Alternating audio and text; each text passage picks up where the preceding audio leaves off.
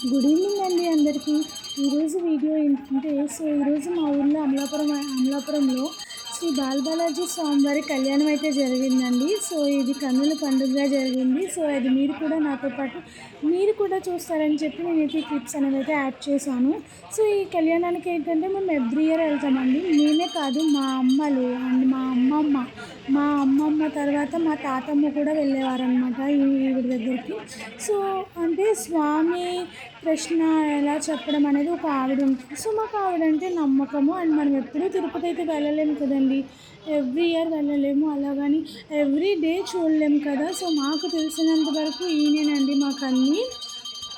ఈయన కళ్యాణము ఫస్ట్ అయితే ఈయనకి అభిషేకాలు చేస్తున్నారు, పంచామృత అభిషేకాలు అంటారు కదా.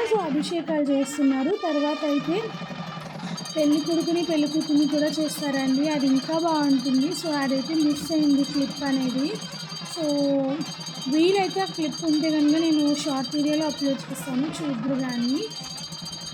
ఇక్కడైతే స్వామివారికి ఎంతో చక్కగా అభిషేకాలు జరుగుతున్నాయండి. మొత్తము అసలు అన్నీ అంటే మనకి పంచామృత అభిషేకాలు ఎలా అయితే జరుగుతాయో, నెయ్యి, పెరుగు, పాలు, నీళ్ళు, అన్నిటితోనూ పంచామృత అభిషేకాలు చేస్తారు. ఇక్కడైతే హోమం చేస్తున్నారండి కళ్యాణానికి ముందు. ఇక్కడైతే మీకు మాంగళ్య ధారణ అసలు ఎంతో చూడముగా జరుగుతుందో కళ్యాణం అయితే.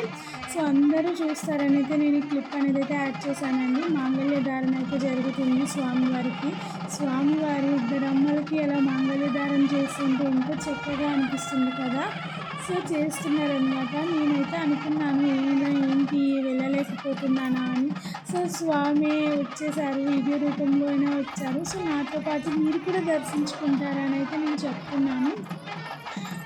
పద్మావతి అమ్మ కట్టిన తర్వాత అలవేలు మంగమ్మ కూడా తాళి అనేది అయితే కడుతున్నారండి. ఎంత చక్కగా ఉందో చూసారు కదా మాంగళ్య ధారణ అయితే.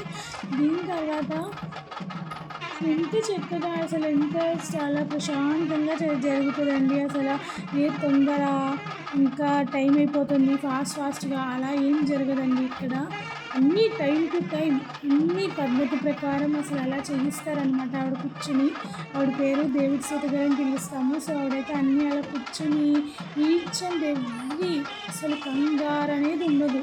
అలా అన్నీ ఈజీగా అలా అన్నీ ఒక్కొక్కటిగా చేయించుకుంటూ వెళ్తారనమాట. మాకు కూడా అసలు తిరుపతిలో ఈ కళ్యాణం ఇంత దగ్గర నుంచి చూడలేం కదండి. ఇక్కడైతే ఇంత దగ్గర నుంచి చూసే అదృష్టం మాకు దొరికింది. అలానే ఇక్కడైతే చూసారు కదా తలంబ్రాలు కూడా జరిగాయి. తలంబ్రాల తర్వాత నల్ల పూసలు వేస్తున్నారండి అమ్మలిద్దరికి. అండ్ స్వామికి అయితే ఉత్తర ధాన్యాలు వేస్తున్నారు. ఎంత అయితే అసలు ఎంత కన్నుల పండుగగా జరిగింది కళ్యాణం అయితే చాలా బాగా. లాస్ట్లో మీకు స్వామి అమ్మల ఫోటో కూడా పెడతానండి, చూసి దర్శించుకోండి. నేనండి